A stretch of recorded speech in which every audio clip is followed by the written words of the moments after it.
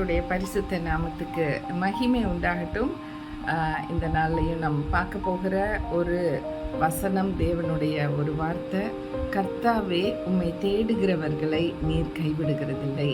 சங்கீதம் 9:10.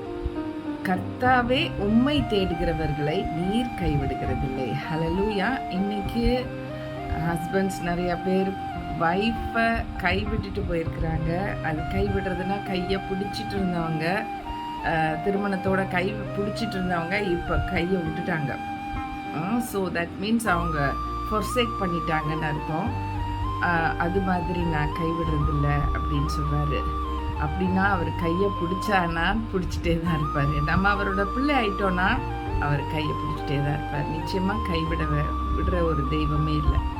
இன்றைக்கி நிறைய பேர் சொல்கிறாங்கல்ல, என்னை அந்த தெய்வம் கைவிட்டுருச்சு, என்னால் எவ்வளவோ நான் பால் வார்த்தேன், நான் தங்கத்தை போய் கொடுத்தேன், நான் என்ன சூடாக எரியிற அந்த நெருப்பில் நான் பொருத்தனை பண்ணி அது மேலே தீ கடந்து போனேன், ஒவ்வொரு வாரமும் வெள்ளிக்கிழமை சாப்பிடாமல் இருந்து அந்த பிரவாகம் ஃபுல்லாக அங்கே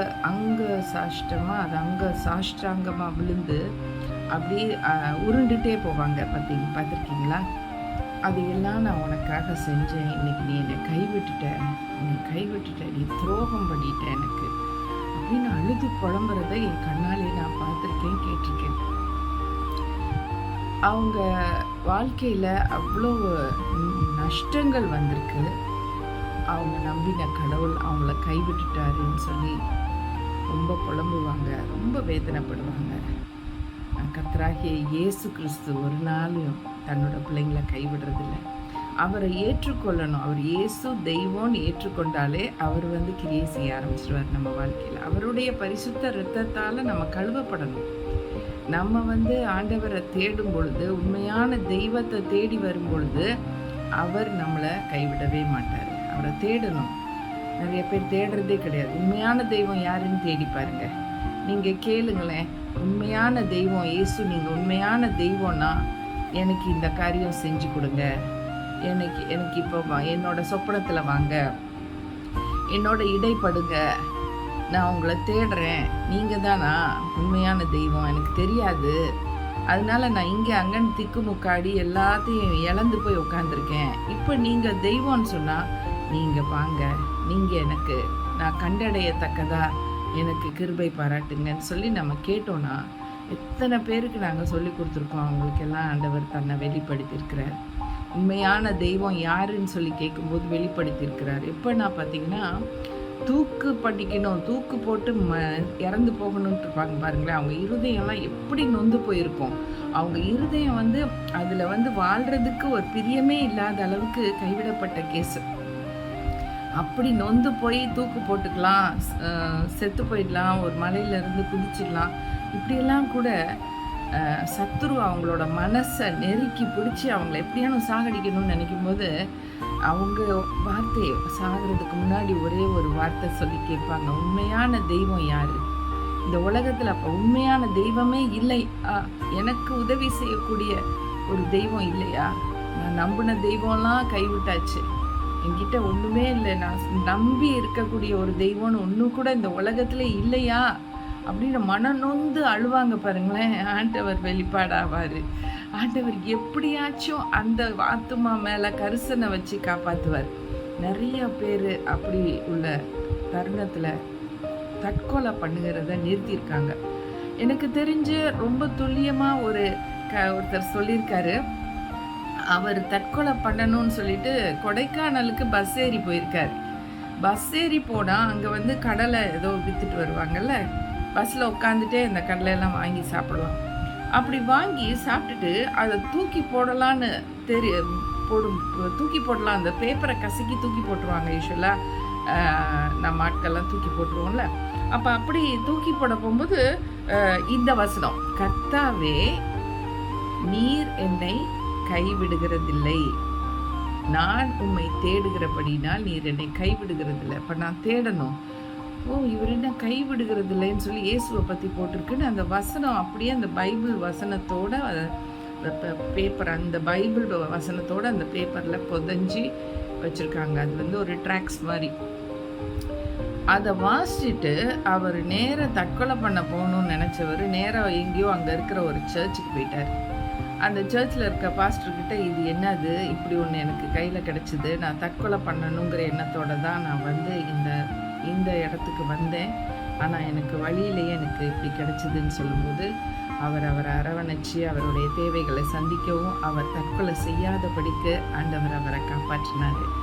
கர்த்தரை தேடுறவங்களை அவர் கைவிட மாட்டாருங்கிறது எவ்வளோ உண்மையான ஒரு சத்தியம். இன்னைக்கு வரைக்கும் அவர் உயிரோடு இருக்கார், அவர் செத்தே போகலை.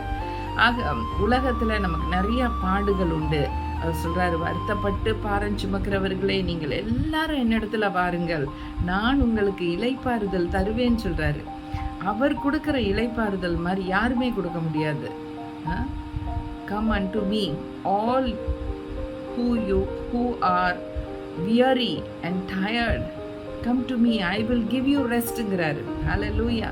அவர் அந்த மாதிரி தான், தன்னிடத்தில் அவரை வர்றவங்களை புறமே தள்ளவே மாட்டார். அவர் வரேன், நான் இயேசு, நான் உம்மை பார்க்கணும், உம்மை நான் தேடி வர்றேன்னு சொல்லும்போது அவர் ஒரு நாளும் கைவிட மாட்டார். ஹல்லேலூயா. கைவிடாத ஒரே தெய்வம் இந்த உலகத்துலன்னா நாங்கள் அடித்து சொல்லுவோம், அது இயேசு கிறிஸ்து தாங்க, வேறு யாருமே இருக்க முடியாது. ஹல்லேலூயா.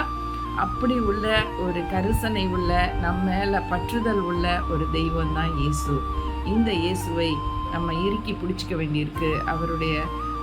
அவருடைய வாழ்க்கை, அவர் எப்படிப்பட்ட சாக்ரிஃபைஸ் எல்லாம் பண்ணியிருக்கார், எப்படிப்பட்ட காரியங்களை நமக்காக அவர் செய்திருக்கிறார். சிலுவை வரைக்கும் போய் தன்னை ஜீவ பலியாக ஒப்பு கொடுத்தவர், தன்னையே கொடுத்தவர். இன்னைக்கு தற்கொலை யாரும் பண்ணிக்க வேணாம், அவரை பார்த்தோம்னா போதும், நமக்கு தற்கொலை எண்ணமே போயிடும். அது ஒரு பாவ எண்ணம். கர்த்தர் கொடுத்த அந்த உயிரை யாருமே பிடுங்கக்கூடாது, நம்மளே பிடுங்கிக்க கூடாது. அது பெரிய ஒரு பாவமாக போயிடுவான். ஆண்டவர் வந்து நேச்சுரல் டெத்துன்னு ஒன்று வச்சுருக்காரு. அப்போ தான் நமக்கு சாவு எப்போ வருமோ அப்போ தான் நம்ம செத்து போகணும்.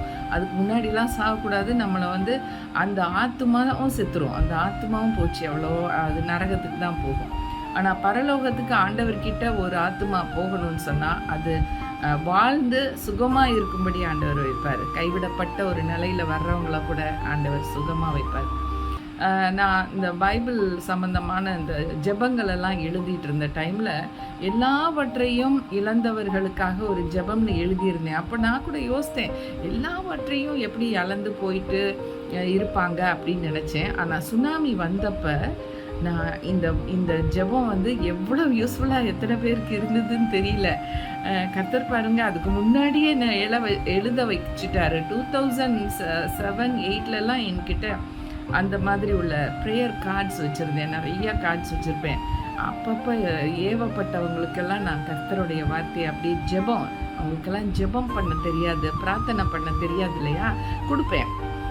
அவங்க அதை பார்த்துட்டு ரொம்ப சந்தோஷப்படுவாங்க. அது மாதிரி தான் மும்பையில் நான் ஒரு ஊழியத்துக்கு போயிருந்த போது சுனாமியில் எல்லாத்தையும் இழந்து தொலைச்சிட்டு ஒரு சகோதரன் எப்படி முட்டியை வந்து இறுக்கி கையில் பிடிச்சிருக்காரு. அதாவது கீழே உட்காந்து முட்டியை அப்படியே அணைச்சி பிடிச்சிட்டு தலையை அப்படியே முட்டியில் குனிஞ்சிட்டு அப்படியே அழுத வாக்கிலே இருந்தார் அந்த சபையில்.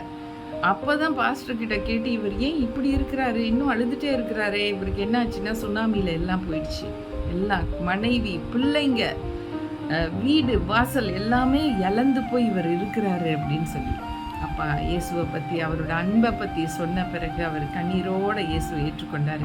இன்றைக்கி யாருமே உங்களை ஏற்றுக்கொள்ளலைன்னு நீங்கள் எப்படியோ அந்த சபைக்கு வந்திருக்கீங்க, எப்படி இந்த சபைக்கு வந்தீங்கன்னு தெரில, இந்த சபைக்குள்ளே வந்ததுனால உங்களுக்கு வாழ்வு கிடைச்சிருச்சு. இன்னையிலேருந்து நீங்கள் வந்து கவலைப்பட தேவையில்லை. ஆண்டவர் உங்களை ஆற்றி தேற்றி அரவணைக்கிறவர், உங்களை ஆறுதல் படுத்தவர். எல்லாத்தையும் தொலைச்சிருக்கீங்க, ஆனால் இனிமேல் இயேசு ஒருத்தர் உங்களுக்கு போதும், அவர் கைவிடவே மாட்டார், ஒரு நாள் கைவிட மாட்டாருன்னு சொல்லி ஆறுதல் படுத்தி அவருக்காக ஜெபம் செய்தோம். அவர் ரொம்ப சந்தோஷமாக கர்த்தரை ஏற்றுக்கொண்டார். ஹல்லேலூயா. இந்த நாளில் நம்ம ஜெபிக்க போகிறோம். நல்ல ஆண்டவரே, இந்த வேலையிலும் கூட ஆண்டவரே, உலகத்தில் இருக்கிறவங்களை நம்பும் பொழுது ஆண்டவரே, அவங்க எப்படியாச்சும் எங்களை ஏமாற்றி அப்பா கைவிட்டுட்டு ஓடுறதுலையே ரெடியாக இருக்காங்கப்பா. அப்படி உள்ள எத்தனையோ பெண் பிள்ளைகள் திருமணமான பிறகு கூட கைவிடப்பட்ட கைம்பெண்ணுகளாக இருக்கிறத நாங்கள் பார்க்குறோம். ஆண்கள் கூட கைவிடப்பட்ட நிலைமையில் இருக்கிறாங்க. சூழ்நிலைகள் எப்படி வருமோ அவங்களுக்கு விரோதமாக அவங்க கைவிடப்பட்ட நிலைமைக்கு தள்ளப்படுறாங்க. இப்படி உள்ளவங்களை அப்பா அப்பா நாங்கள் தேடி வரும்பொழுது அவங்க உங்களை தேடினாங்கன்னா போகிறோம் ஆண்டவரே, உங்களை கண்டடைஞ்சிருவாங்க. நீங்கள் ஒரு நாளும் கைவிடாத தெய்வங்கிறது தெரிஞ்சிருச்சுன்னா அவங்க உங்களை ஒரு நாளும் விட மாட்டாங்க, உங்களை இறுக்கி பிடிச்சிக்குவாங்க. நன்றி தகப்பனே. அப்படி உள்ள ஒவ்வொருத்தருக்காகவும் விசேஷமாய் நான் ஆண்டவரே பாரத்தோடு ஜெபிக்கிறேன். யாரெல்லாம் இன்னைக்கு கைவிடப்பட்ட ஒரு நிலைமையில் இருந்தாலும் தேவனை தேடுங்க, இயேசுவை தேடுங்க, நிச்சயமாக அவர் கைவிடவே மாட்டார். ஹல்லேலூயா, க்ளோரி பீ டு காட். கர்த்தருக்கே மகிமை உண்டாகட்டும். இயேசுவின் நாமத்தில் கேட்கிறோம் நல்ல பிதாவே. ஆமென், ஆமென். God bless you friends, and thank you all for watching this video.